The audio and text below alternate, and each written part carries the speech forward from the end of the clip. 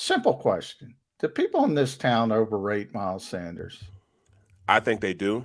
I think they do overrate him, but they only overrate him because they've seen what he can do. And since we don't do it enough, I don't know if he could really, live up to what they're asking him to do. I mean, his rookie year, he was asked to run the ball consistently. He did that. But then we turn around and we just forget who he is and what he can bring to the table. Well, you can't. You have to with Tom Brady. You have to be, a little more cautious and sending the blitz. So you don't want to send the blitz. Now you're relying on your talent in the secondary. You have to rely on them being physical players. Getting up in Mike Evans' face, playing tighter on them. You do have speed guys like AB that you got to pick your poison with him, but you know that you can run with the major part of these wide receivers. So use the talent that you have.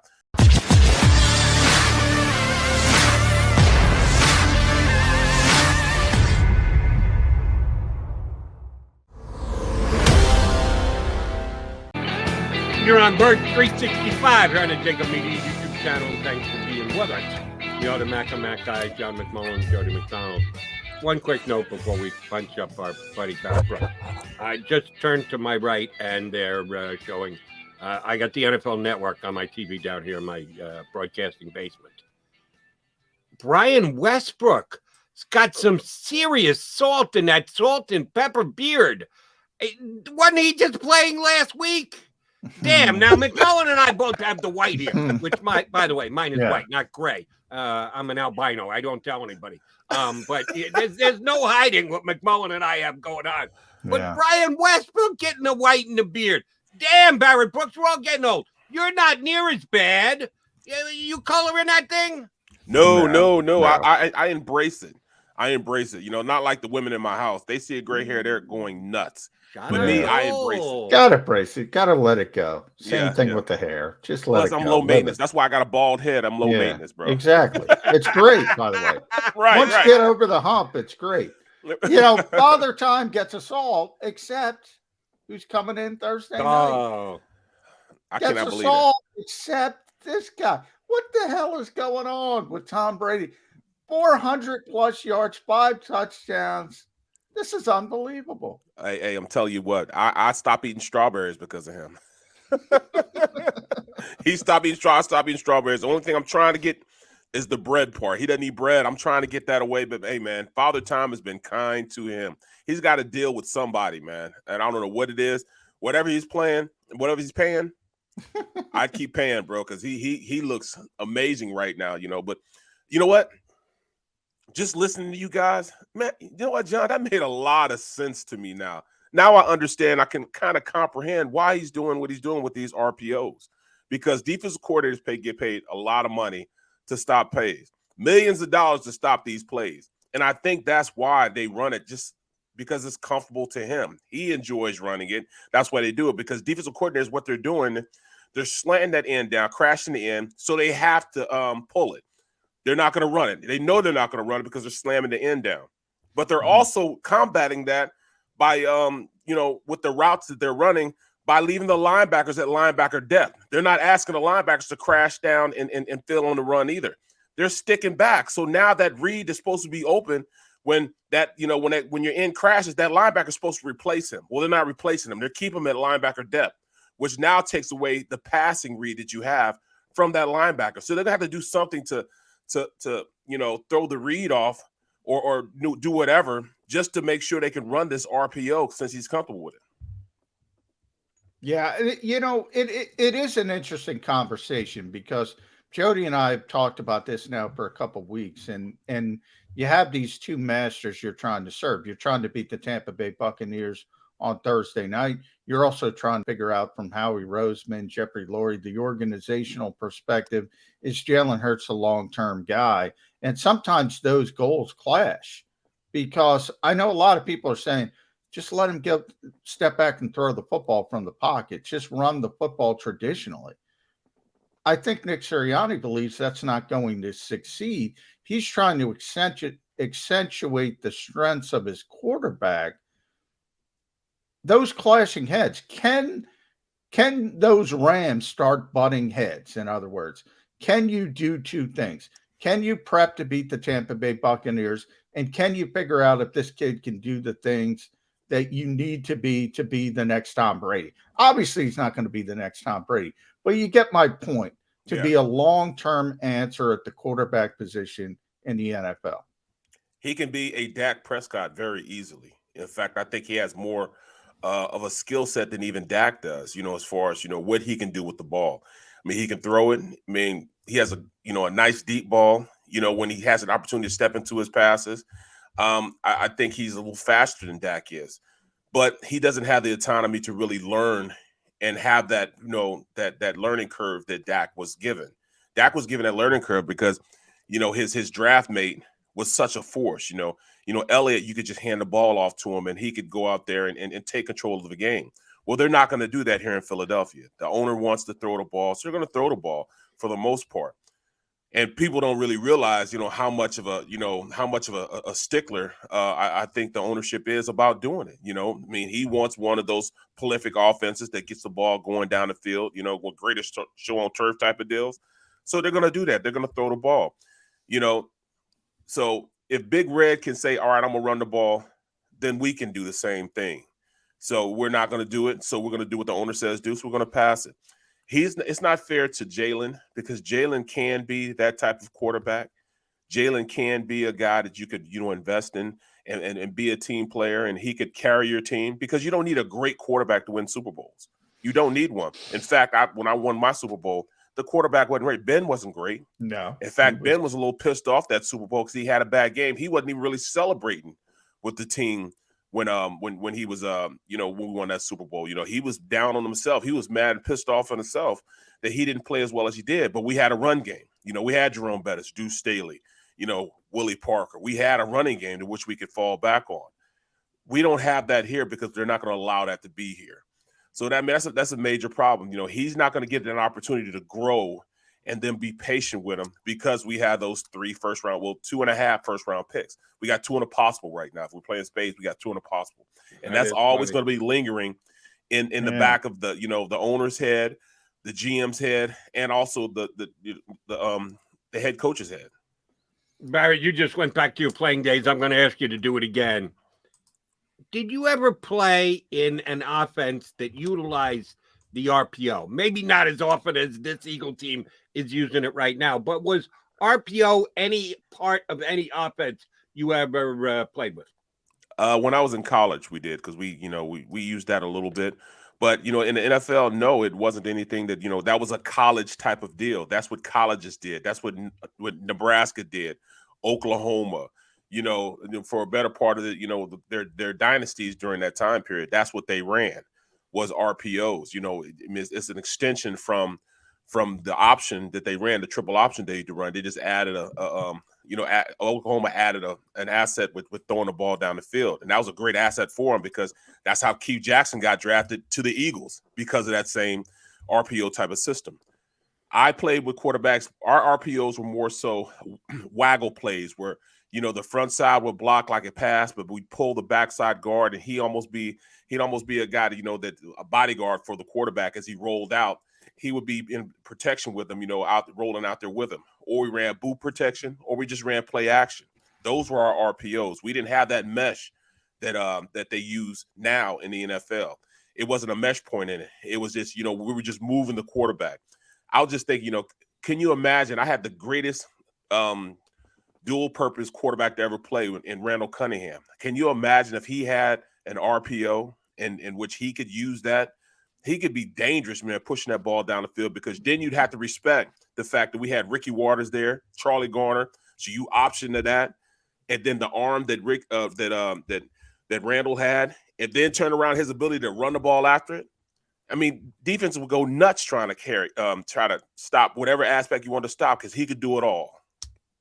You just mentioned a lot of great running backs, Barrett, in Pittsburgh, Eagles. Simple question. Do people in this town overrate Miles Sanders? I think they do. I think they do overrate him, but they only overrate him because they've seen what he can do. And since we don't do it enough, I don't know if he could really, live up to what they're asking them to do.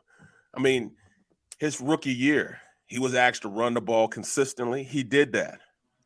But then we turn around and we just forget who he is and what he can bring to the table. And I know that, the years of the bell cow back are gone. But do we realize what we did in the Super Bowl year where we had a positive running game? You had big backs back there. You had LeGarrette Blount back there. You could use Blount in that type of way.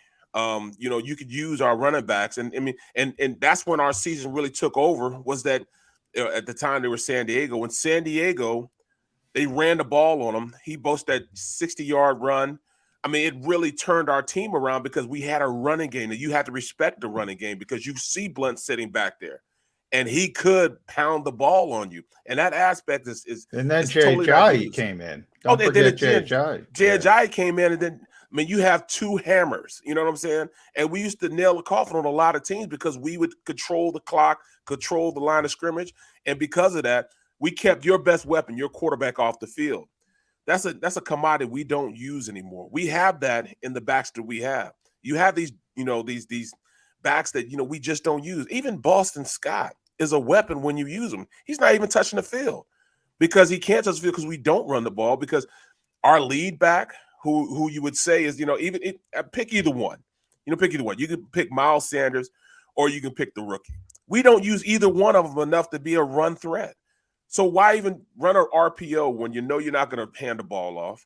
You're going to pass the ball. And, why you give that illusion? Well, it makes the quarterback comfortable. I like that you said that. Yeah, that brought a lot to me. John gave us a good explanation, but I still say they overuse it. But I digress. Going to ask you, Barrett, since you are a former standout tackle in this league, how is Tristan Wirfs this good, this fast? Oh, man, they invested in him and put him in there day one. He already had the tools. He was already a good player, hard-nosed kid. Iowa kids, that's what they are. They're hard-nosed. That's what they do. They want to go out there and pound the ball, pound the rock. But when you're blocking for a quarterback like Brady, you tend to step your game up a little more. So his maturation got, accelerated because you're blocking for the best quarterback to ever play the game. So you want to play to that level. You know what I'm saying? And and he already had the tools. He had already had the intangibles. It just got highlighted because they knew what they needed to do. They need to protect the best player to ever play the game. So, that's why he's playing at that level, because you have high expectation. You tend to play better than what you think you are, simply because you're blocking for the man. He's somebody, you have, even my rookie year, I kind of played a little above what I was supposed to play because I was blocking for the ultimate weapon. I was blocking for two good backs, and and you have a certain pride about yourself when you're given that opportunity. But I will say this, you say that about Tristan Wirfs, but if you also look at the left tackle right now with the Eagles, he is the highest trade commodity we have right now. Yeah, but you can't trade him now, Barrett. You don't know what's going on with Lane. This might be Andre Dillard at left tackle, Jordan Mailata at right tackle. Might be your long-term answer. You're absolutely right, because you don't know what's going on with it, and that's kind of crazy, but there's nobody right now that has the highest trade value on this team than Andre Dillard right now. He could command the highest draft capital of out of anybody on the team right now, because it's so hard to find a good left tackle. And yes, I'm saying he is a good left tackle. He is playing amazing right now. Really well. Yep. And, last week was the first week you said, okay, you got a little bit of a break in Dallas. No DeMarcus Lawrence. You got a little bit of a break against Kansas City. No Frank Clark. But you had Brian Burns out there as a great pass rusher in Carolina, and he still performed pretty well. Yep. I agree with you. Andre Dillard has played at a pretty high level, and people are finally getting to see why he was a first-round pick. All of a sudden, he's got the confidence. I don't want to trade him now. Is that crazy? It is crazy. But at this point, I truly believe they might dangle him before they'll dangle Ertz, simply because can you imagine a trade capital you can get for a starting left tackle? That just doesn't happen. It was a right tackle that Kansas City traded, a king's ransom for in Brown. Can you imagine what they would give right now for Andre Dillard? What a team would do to give Andre Dillard? I mean, it's amazing, how things have changed in a matter of 3 weeks on a guy's whole future. Now, this is a tough test, though. This is his toughest test. So JPP. Shaq Barrett's going to be out there. JPP's going to be out there, even though he's a little bit banged up. This, if we get out of this game and say Andre Dillard played well, you're starting to think maybe this kid has turned the corner. Yeah. I mean, and it's just confidence with him. You know, he got stronger over the last 2 seasons. He got stronger. He did that. But I think the biggest thing was confidence. You know, when you get enough people telling you, "Oh, you're bad," you tend to think you're bad, and I think that's what will happen. He was thought of as being bad, but once they forgot about him being a starter, they forgot about him being there. Then he stepped into the lineup, and he was just playing because we were worried about Brooks not playing, and the mere fact that that Mailata wasn't playing. He got that confidence, man, and he is playing phenomenally right now. He already had great technique, great hand placement. He just didn't have that dog. Well, he's finally staying that dog. He's fighting out there, and you couldn't ask him to play any better right now. If he has a good game this week, I'm never going to hear the end of it because Johnny Mac's a big Dillard fan. Let me just point out that I just said he was talented. Dillard is 26 years old. Tristan Wirfs, who may be the best tackle in all of football, is 22.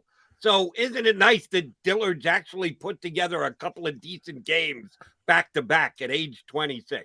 Yeah, absolutely. I got to try and balance the scales here because Johnny Mac's a big Dillard guy. I'm not near as big a Dillard guy. All right, Barrett, Tom Brady's coming to town. The ageless one, the GOAT, the greatest of all times, and the like. What has Jonathan Gannon got up his sleeve? Is there anything he can do to slow down Brady, to confuse Brady, maybe catch Brady off guard? I fear that Brady's going to kind of do what Mahomes did, go up and down the field against them and just pick them apart. Give the Eagle fans something to hang their hat on that the Eagles can throw at them defensively that maybe slows them down. We actually have a really good secondary when we use them the way we need to use them. Nelson and Slay can line up with anybody in the league. Avonte Magic's shown now that he's more comfortable at that slot position. He can line up against anybody in the league. So they're playing at a high level. I just need those guys up front to hide and mask what we have in as far as inefficiencies at the linebacker position. That's where we're lacking so much. And I see them mixing it around a little bit. And I like the fact they were doing it. They had guys like TJ Edwards lining up and playing, a substantial amount of time because he's not going to worry about playing at linebacker level. He's coming downhill. He understands he has to make a play instantly. So he's getting up there and he's hitting guys. You want guys like that. Davion Taylor played amazing the other day when given an opportunity. He's quick, he's fast, and he wants action. Bradley's getting a couple reps here and there. He's trying to mix and trying to find the right mix of guys to go out there and be successful. His linebackers have to get more impact tackles. I'm tired of tackles 8 yards down the field, 7 yards down the field. Impact tackles are tackles anywhere before or after the line of scrimmage. If you can tackle a guy there, then you're cooking with hot grease. These guys need more impact tackles. The only way they can do that, I really feel, is if they move that defensive line around like they did this last game. They were moving them around. They were running stunts. They were slanting. And when you slant defensive linemen, it activates the linebackers because now they have to go downhill and fill their gaps. So he was calling things that allowed him to really be proactive players. So if you slant the defensive line, that gives the defensive line, number one, an ability not to be double teamed because they're slanting to a certain gap. They might, guess right, slant away from the double team. Now they're one-on-one getting up the field. That linebacker then has to replace and get to his gap, which is getting him going downfield. Those are the things that you can do to hide the inefficiencies you have at the linebacker position. But he has to call more of them. Allow his DBs to play tighter. They want to put their hands. They want to be physical. They want to reroute these receivers. He wasn't given an opportunity before. Well, hey, I think that these veteran cornerbacks are starting to say, you know what? I'm gonna play my game. I'm going to be more aggressive. I'm not going to step back as much. I'm going to get up on these guys and show them that why they're paying me this money, why I'm one of the best cornerbacks in the league. I'm telling the Philly back, keep talking trash about Slay because Slay, he had a chip on his shoulder the size of the Rock of Gibraltar, and he played that way. So maybe they need that, whatever it takes. Dog mask takes, the crowd, whatever booing them, whatever it takes Just get them fired up because they played at a high level. Even Fletch got pissed off because everybody was, the crowd was roaring for Hargrave because Hargrave got his sack. You say, you know what? I'm not going to be outdone because those first 3 or 4 plays, I've never seen Fletch get blocked one-on-one as much as the first quarter of the game. He was getting blocked one-on-one. You couldn't block one-on-one with Fletch. He would destroy whoever it was. Yeah. Then you turn around, Hargrave got that sack. Then all of a sudden he became this beast, the monster that I've been seeing him. Now you couldn't block him with 2 guys. He's making things happen. I think these guys need some type of gimmick or whatever you want to call it to get them going in the right direction. They want this us against the world mentality. Give it to them. You know what I'm saying? Talk trash about them because I know they'll start playing at a higher level if they see people, doubting them. Slay certainly will. I agree with you. I'm going to play devil's advocate here, though, Barrett. Buffalo, if you watch Buffalo play Kansas City, guess what? They had the same game plan as Jonathan Gannon. They just executed it. They played cover 2 all stinking day. They just executed it. You can't, play man coverage a lot on Patrick Mahomes. You can't blitz. You can't do exotic things. They will kill you. Absolutely.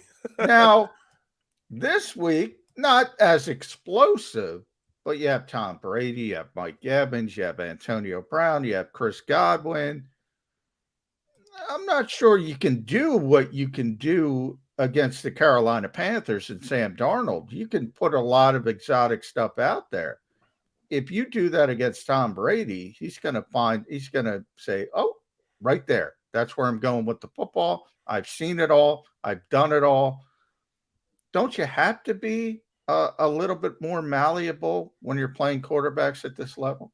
Well, you can't. You have to, with Tom Brady, you have to be, a little more cautious and sending the blitz. So you don't want to send the blitz. Now you're relying on your talent in the secondary. You have to rely on them being physical players, getting up in Mike Evans' face, playing tighter on them. You do have speed guys like AB that you got to pick your poison with him, but that you can run with the major part of these wide receivers. So use the talent that you have. Sometimes talent takes over and the scheme work has to take the back seat. And I think that's what they're going to rely on. It's more so the talent of these guys is going to beat a Tampa Bay team as opposed to you trying to scheme up Tom Brady. He's seen everything under the sun. You know what I'm saying? Now you just got to let your guys out there play the game that they can play. So you're going to ask them, hey, take a little more of a, take a little more risk and get up on your guy. Make sure you can reroute your guy as opposed to playing back because he'll pick you apart. He'll get the ball in his hands so fast if you play back and try to, corral things and tackle in front of him. That won't work against Tom Brady. You have to ask your athletes to be the guys that are going to win this game as opposed to the scheme. Barrett, the Eagles will probably, I'm not saying definitely, but probably be without Dallas Goedert. He's in the COVID protocol. If he can get 2 negative tests over the next 30-some-odd hours, maybe right before the game, he gets cleared and he can play. But if he's not, Eagles probably going to play a lot of regular personnel, 3 wide out, because I don't think they're going dual tight end. That's just a guess on my part, which means Zach Ertz will be the only option if they're going to throw the ball on tight end. Will they use more wide receivers? Greg Ward and J.J. Arcega-Whiteside basically these days are pick guys. They go in and illegally pick the other defender and get points taken off the board. They don't actually get the ball thrown to them. Who's going to catch the ball this weekend? If Goddard's out, I don't know if they go more wide receiver sets. I don't think that they're going to be able to get Jack Stoll. We got Mac and Mac. Then we got Zach and Jack with the Eagle tight end position. I don't know that that's going to add up to huge catches. Who's going to catch the ball for the Eagles this week? Well, they don't use Goddard nearly enough in 11 personnel. They usually like to put Ertz in 11 personnel. That's 1 tight end and 1 running back. I really think that, if they were really smart, they would use a little 21 personnel, 2 running backs, 1 tight end. That way you get your best athletes on the field. Whoa. You said 2 running backs. They don't hand it to 1 running back. How the hell are they going to get 2 running backs? Well, I'm not saying they're going to hand it to them. I'm saying they're going to throw it. Yeah. They're going to put, they'll line up the rookie out there at the wide receiver position. give him an opportunity to go out there and run a route, get the ball to him that way. I mean, he can do it all. And I mean, they were smart. That's what they would do. But I think they're going to still go with 11 personnel. And they've been riding with Zach Ertz anyways. That's one of the fallacies I've been talking about as far as the offense, that we don't use Dallas Goedert nearly enough. I think he is a potent weapon that if you get the ball to him, he gets the yak yardage. We don't know if Zach Ertz can get yak. We know that Dallas Goedert can get some yak yardage. So I think he's an underused tool anyways in their repertoire. I also think that we have to get the ball to the rookie also. I mean, he's shown that he can be dynamic anywhere you put him on the field. You can line him at the wide receiver position, traditional running back position. How about we put him in the wing position, right next to the to the tight end, and give him a little Texas route, a little option route. One-on-one with David's not playing. White one-on-one with White. I put my money on him. Beating White. Every day and twice on Sunday. I really believe that he's a good enough athlete that he can beat that one-on-one coverage with their linebackers. And then it's green grass after that. They're going to throw the ball a lot this game simply because the DBs for the Bucs suck. So I already know the game plan going in. It's going to be less running, more throwing. But if our offensive line can hold up, maybe we can possibly be competitive in this game. I can't see him winning, but I can see him being very competitive right now. Last one from me, Barrett. You mentioned a lot of playmakers there, even rookies like Kenny Gainwell. One I didn't hear mentioned was Jalen Reagor. What the heck is going on with Jalen Reagor? You know what? I mean, it's incredible to me that he's taken the back seat and has allowed himself to take the back seat to everybody there. He's by far one of the most talented wide receivers we have as far as quickness.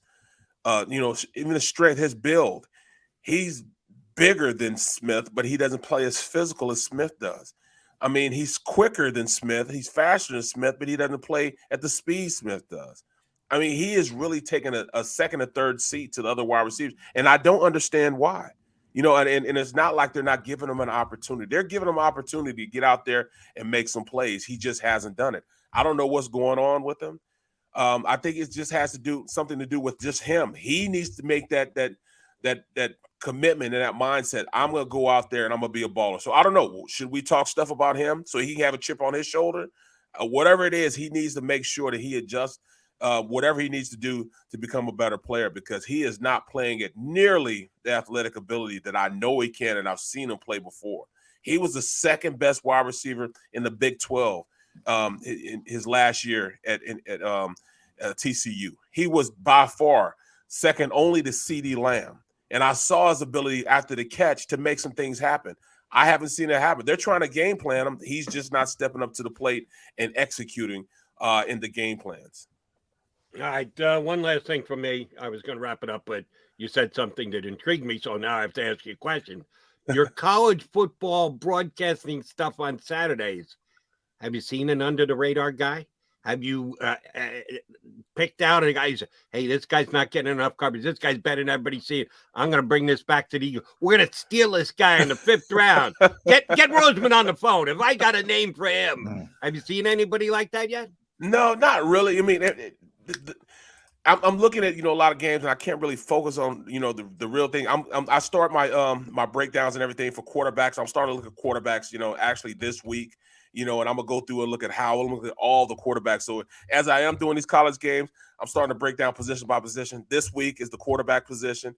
Next week, I'll go to the running back position. So I'll get down, and I'll let you guys know a little later on in the season who I think the Eagles should go out there and try to, bring them in. But at the end of the day, everybody that I told them to bring in, they didn't, and they won't. And you know what I'm saying? Because, how about this? How about we try to, get this quarterback going in the right direction, and then go up and pick up 3 guys in the first round on the defensive side of the ball. Maybe a linebacker, a rusher. They're not picking a linebacker. No chance.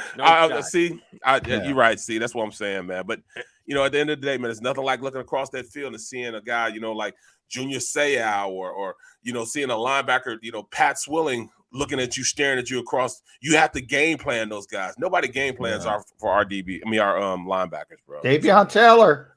They're just the start. Well, hopefully we see a little bit more of Davion this week. And oh, by the way, when you figure that guy out, yes, please come back on Birds 365. Because if you try and take it to the middle, Aton won't care, and Harry will forget 10 minutes after you throw the name out there. So make sure you bring it with us. Barrett, great stuff. Always a pleasure, buddy. Thanks a lot, We'll guys. be back in a couple of Thanks, weeks. Barrett. All right. That is our big guy, Barrett Brooks, here with us on Birds 365. And yes, we kid because we care with Aton and with Harry. All right, coming back.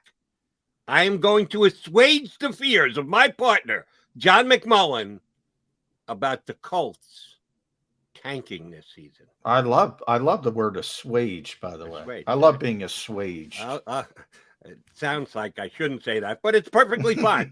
And I will assuage my partner, John McMullen, when we come back, because the Colts owner just said something that tells me the Eagles are getting a first-round draft pick this year. Explain. Coming back here.